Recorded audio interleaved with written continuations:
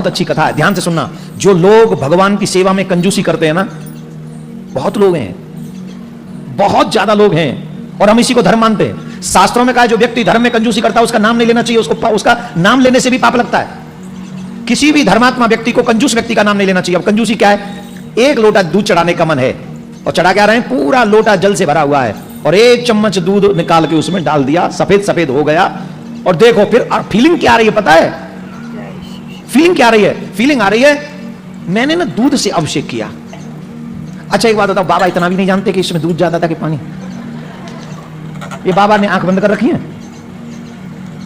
ये कंजूसी है कि नहीं? अरे एक लोटा दूध नहीं चढ़ा सकते तुम सोमवार के दिन उस बाबा से जिससे तुम ब्लेसिंग्स मांगते हो, जिस बाबा से तुम धन मांगते हो, जॉब मांगते हो, परिवार मांगते हो, उस बाबा पे एक लोटा दूध नहीं तुम्हारे पास चढ़ाने के लिए? उसी बाबा पे। ये है कंजूसी। सुनो, बहुत अच्छी कथा है, इससे आपको सीखोगे कुछ। इसलिए मेरा मन था कि मैं, दूध वाला था, एक दूध बेचने वाला, उसके घर में कुछ गाय थी, कुछ भैंस थी, तो वो दूध बहुत होता था उसके घर में, तो वो अपने पूरे गांव में दूध बांटता था, दूध का काम करता था, उससे पैसा इकट्ठा करता था। लेकिन उसका एक नियम था। पूछो क्या? उसका एक नियम था, जितना भी दूध बच जाता था वो मंदिर में, जो गांव में मंदिर था, शिवलिंग पे ही चढ़ा के अभिषेक करता था। कितना भी बच जाए वो सब चढ़ा देता था, फिर उसको घर में नहीं लाता था। और उसने नियम बना रखा था, जितना दूध बच जाएगा लोग ले लेंगे, वो ठीक है, और जो बच जाएगा वो सब बाबा पे चढ़ा देगा। तो बड़े लोग खुश हो रहे। बाबा, और तो एक आध व्यक्ति ने कहा, तू इतना इतना दूध शिव जी पे चढ़ाता है, बेकार हो जाएगा, पागल आदमी है, क्यों चढ़ाता है? अरे बोले नहीं, मेरी भावना है। फिर एक दिन पंडित जी ने भी पकड़ लिया, तू इधर आ, तू इतना इतना दूध शिव जी पे चढ़ाता है, क्यों करता है? तो उसका नाम था शिवम। शिवम ने कहा, पंडित जी आप तो जानते, देखना सुनना, जो भक्त हैं वो उस फीलिंग को समझना, जो भक्त हैं वो ही समझ पाएंगे इस फीलिंग को, अधर्मी नहीं समझ पाएंगे। उस शिवम ने कहा, पंडित जी आप तो जानते हैं कि अधिकांश लोग जल ही चढ़ाते हैं शिव जी पे, थोड़ा सा रंग वाइट करने के लिए दूध चढ़ाते हैं, दूध मिला दे थोड़ा सा, बाकी तो जल ही जल चढ़ाते हैं। अगर मेरे शिव जी जल ही जल पिएंगे तो मेरे शिव जी कमजोर हो जाएंगे। जिन्होंने आज भी जल चढ़ाया उन पर ताली नहीं बजी, बज भी नहीं सकती, क्योंकि उन्होंने तो कमजोर किया बाबा को। हैं? बोलो तो जोर से बजाओ फिर। उसका भाव सुनो। उसने कहा कि पंडित जी सब लोग तो जल ही चढ़ाते हैं, दूध का दिखावा करते हैं, तो मेरे भोले बाबा कमजोर हो जाएंगे, इसलिए मैं बाबा पे दूध चढ़ाता हूं जिससे मेरे बाबा को कमजोरी ना आए। पंडित जी की आंखों में आंसू आ गए। इतना तो अच्छा भाव मेरा भी नहीं है शिवम, तेरा बहुत अच्छा भाव है, तेरे ऊपर बाबा जरूर कृपा करेंगे, एक दिन अवश्य कृपा करेंगे, चिंता मत करना, जरूर कृपा। ज्यादा संपन्न भी नहीं था, बहुत दूध बेचने वाला कितना संपन्न होगा बेचारा, 2-3 पशु थे उसके पास बेचने के, दूध बेचने के। बोले तेरे ऊपर जरूर बाबा कृपा करेंगे। एक बार क्या हुआ, गांव में भयानक बारिश हुई, इतनी बारिश कि वो दूध बांटने नहीं जा सकता। अब उसने सोचा कि मेरा तो नियम है कि जितना बच जाएगा सब शिव जी पे चढ़ाऊंगा, तो आज तो मैं कहीं जा नहीं रहा हूं, तो आज तो ऐसा लगता है शिव जी ज्यादा ही दूध पीना चाहते हैं। तो ये भाव मन में लेकर वो चला और सोचा कि मैं शिव जी पर जल दूध चढ़ा दूं, सारा दूध शिव जी पे चढ़ा देता हूं। तो वो गया और पूरी कैन भरी हुई थी, 2 कैन, और लेके जब गया तो पंडित जी ने पूछा ये क्या है? बोले दूध है, आज बारिश हो रही ना, तो आज मैं कहीं गया नहीं, तो आज सारा दूध मैं शिव जी पे चढ़ाऊंगा। पंडित जी बोले इतना दूध शिव जी पे चढ़ाएगा, बात समझ में आती है, लेकिन ये सारा दूध बह जाएगा, तो इसका सदुपयोग कर ले। बोले क्या सदुपयोग करना है? बोले एक सदुपयोग कर ले, दूध तो है ही, थोड़े से चावल और थोड़ी सी शक्कर और लिया, तो खीर बना, शिव जी पे भोग लगा और पूरे गांव में बांट दे, इससे तेरा पुण्य और कई गुना बढ़ जाएगा। शिव जी को खीर पुआ बहुत प्रिय है।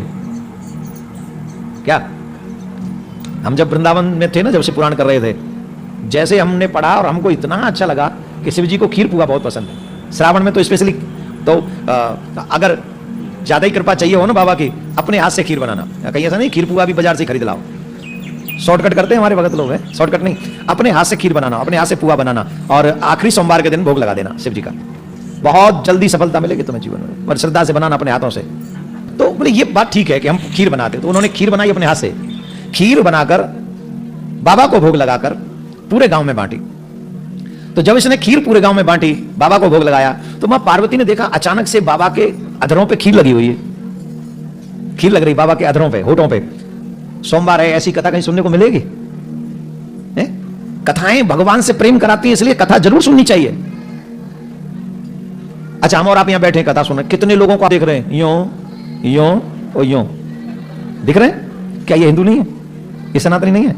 इन्हें कथा का नहीं पता है? पर कृपा नहीं है, कृपा किसी किसी पे, आप जैसे लोगों पे कृपा है ठाकुर जी की, बाबा की। आप भाग्यवान हैं जो बैठकर श्रावण के सोमवार के दिन बाबा से प्रेम कर रहे हैं, उनकी कथा सुन रहे हैं। ये कथाएं कितनी सुंदर हैं। अब बताओ, भक्त ने भोग लगाया शिवलिंग पे और कैलाश पर्वत पे बाबा के अधरों पे खीर लगी हुई है, और बाबा के अधरों पे जब खीर लगी हुई है, मां पार्वती ने पूछ लिया, ये कहीं ऐसा तो नहीं कन्हैया ने तुम्हारे लिए भोग लगा दिया हो? क्यों कन्हैया भी गाय चराते हैं ना, तो मैया का सारा ध्यान गया, शायद कन्हैया ने तुम्हें भोग लगाया होगा, खीर बनाई होगी उन्होंने और तुम्हें खिला दिए। अरे बोले नहीं, कन्हैया ने तो नहीं खिलाई, पर आज मेरे बहुत प्रिय भक्त ने मेरे लिए खीर बनाकर खिलाई है। इतना अच्छा भक्त है, इतना नियम का पाबंद है, इतना मन करता है कि मैं उसी के पास जाके रहूं। मां बोली ऐसा कौन सा भक्त है, हमें भी दर्शन करा लाओ। बोले ऐसे दर्शन नहीं कराएंगे, चलो तुम्हें परीक्षा लेते पहले उस भक्त की, वो कितना बड़ा भक्त है। बोले चलो। तो शंकर भगवान सेठ सेठानी बनकर मां पार्वती और शंकर भगवान भक्त के पास पहुंचे। किसके पास पहुंचे? नाम तो मैंने बोला है ना उसका, वाह श्रोता बड़े अच्छे हैं। शिवम के पास पहुंचे, सेठ सेठानी बनकर, बढ़िया गजब के सेटअप में शंकर भगवान। उन्होंने कहा कि शिवम, हमने सुना है तुम पूरे गांव को दूध सप्लाई करते हो, और हमारा बहुत बड़ा गोडाउन है और वहां बहुत सारे लोग आते हैं, हमें बहुत ज्यादा दूध की आवश्यकता है। तो तुम एक काम करो, घर घर क्यों भटकते हो, सारा दूध हमको दे दिया करो, और तुम्हें आने की भी जरूरत नहीं पड़ेगी, हमारे ही आदमी आएंगे, दूध सारा ले जाएंगे और तुम्हें पैसा दे देंगे। शिवम ने कहा कि भगत जी आप जो कह रहे हैं वो सब सही है, आप जो कह रहे हैं हम वो सब करेंगे, पर सारा दूध नहीं दे सकते। बोले सारा क्यों नहीं दे सकते? बोले हम कुछ दूध का हिस्सा भोले बाबा पर ही चढ़ाते हैं। सेठ जी ने कहा तुम एक काम करो, पैसा ज्यादा ले लो, अगर 10 रुपया किलो दे रहे हो तो 15 रुपया किलो ले लो, लेकिन दूध की एक एक बूंद चाहिए, एक भी बूंद बचना नहीं चाहिए, जितना तुम्हारे यहां दूध है वो हर एक बूंद आनी चाहिए यहां। शिवम ने कहा महाराज मैं ये कार्य नहीं कर सकता, इसलिए आप कृपा करके जाओ, कहीं और से दूध मिले वहां से दूध ले लो। अरे इतना अच्छा ऑफर है, तुम ऑफर ठुकरा रहे हो, लोग तो ऑफर पाके भारत की धरती छोड़ के आ जाते कनाडा। अच्छा ऑफर मिल जाए कहीं विदेशी कंपनी से तो मम्मी को छोड़ दें, पापा को छोड़ दें, धरती को छोड़ दें, जो यहां छोड़ के आए मैं उनसे नहीं कह रहा हूं। आप लोग तो सब, एक कहावत है ना, पापी पेट का सवाल है साहब, पेट क्या नहीं करवा देता। कौन बच्चा चाहता है कि अपने माँ बाप को बुढ़ापे में छोड़ के जाए, और देखो ये पेट ही तो है कि बूढ़े माँ बाप को छोड़कर हम विदेश में आ जाते हैं और माँ बाप वहां तरसते रहते हैं कि मेरा बेटा कुछ कमाएगा, मेरी बेटी कुछ बन के आएगी, मेरी बेटी ये करेगी, मेरा बेटा ये करेगा, और यहां आकर भी जब सफल ना हो पाए तब उन माँ बाप के दिल पे क्या बीती होगी है? पर यहाँ अधिकांश सभी भारतीय बच्चे सफल होते हैं, इतना हमें विश्वास है, क्योंकि बच्चे जो है रात दिन मेहनत करते हैं, हार्ड वर्क करते हैं, और ऊपर से मंदिर भी आते हैं, सेवा भी करते हैं। सभी बच्चों से एक आग्रह हमारा, जब समय मिला करे तुम अपने मां बाप से तो दूर हो ना, पर अपने असली बाप से दूर नहीं हो, ये तुम्हारा असली बाप है। जब अपने मम्मी पापा की याद आई, मिस करो, तो इनके पास आ जाया करो और इनसे कहा करो, नाथ अपनी कृपा बनाए रखना, गोविंद अपनी कृपा बनाए रखना, हमेशा दया करेंगे। बोले नहीं नहीं हम दूध नहीं दे। अरे सोच लो। बोले सोचना ही नहीं। अच्छा यही ऑफर हमें मिल जाता तो है, हम तो ये और कहते हैं 2 रुपए बढ़ा दो, तुम्हारे घर ही पहुंचा जाएंगे। पर भक्त ऐसे नहीं होते ना, भक्त डिफरेंट टाइप के होते हैं। They don't want to money, they want to worship, they want to pure love. Rule regulation के वो बड़े पाबंद होते हैं। उन्होंने कहा नहीं नहीं हम सारा दूध नहीं देंगे, हमें तो कंफर्म है। अच्छा तो ठीक है फिर चले जाते हैं। और वो चले गए। पार्वती मैया बोली ये तो टस से मस नहीं हुआ। बोले देख लो भक्त है, अब क्या करें। बोले अब तो एक काम करना, दूसरे तरीके से परीक्षा लेते हैं। क्या लेते हैं? चलो। तो शिव जी और मां पार्वती एक बूढ़े बुढ़िया बनकर, ब्राह्मण ब्राह्मणी बनकर मंदिर की सीढ़ी पर बैठ गए। मंदिर की सीढ़ी पर बैठ गए और वो जब दूध चढ़ाने के लिए आया, उसने थोड़ी सी खीर भी बनाई थी और सोमवार था ना तो खीर बना के भोग लगाऊंगा।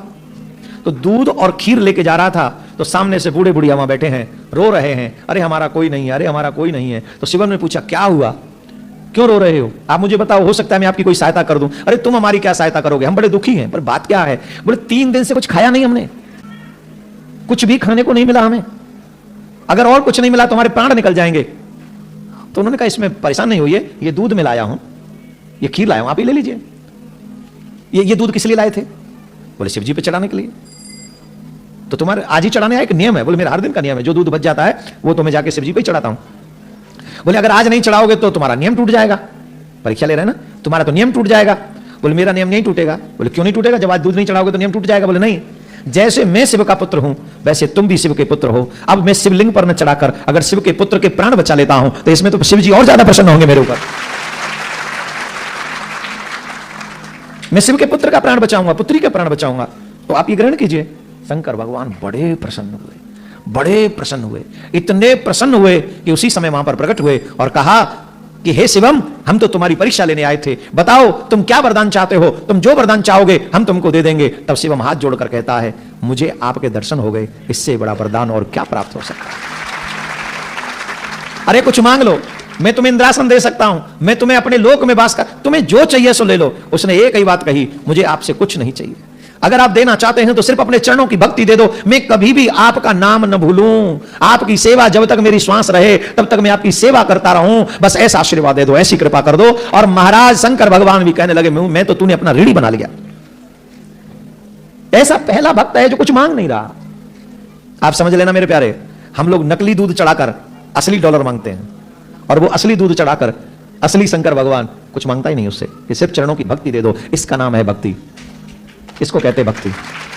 ऐसे प्रसन्न होते शिव, और इतने भोले हैं कि एक लोटा जल में प्रसन्न हो सकते हैं। तुम्हारे बेटा बेटी नहीं प्रसन्न होते एक पिज्जा खा के भी, पूरे जीवन भर की कमाई अपने बच्चों को दे जाते हो, वो कहते तुमने हमारे लिए कुछ किया ही नहीं। और शंकर भगवान एक लोटा जल मिल जाए कहते आई एम हैप्पी। ऐसे दयालु शंकर भगवान। श्रावण मास, पवित्र अवसर, सोमवार, वो भाग्यवान हैं जो लोग यहां बैठकर भूत बावन भोलेनाथ की कथा में श्रवण कर रहे हैं और अपने आप को शिव भक्त बनाने का प्रयास कर रहे हैं। हम नहीं है, भक्त नहीं है, मैं भी नहीं हूं, आप भी नहीं है, लेकिन हम प्रयास तो कर सकते हैं।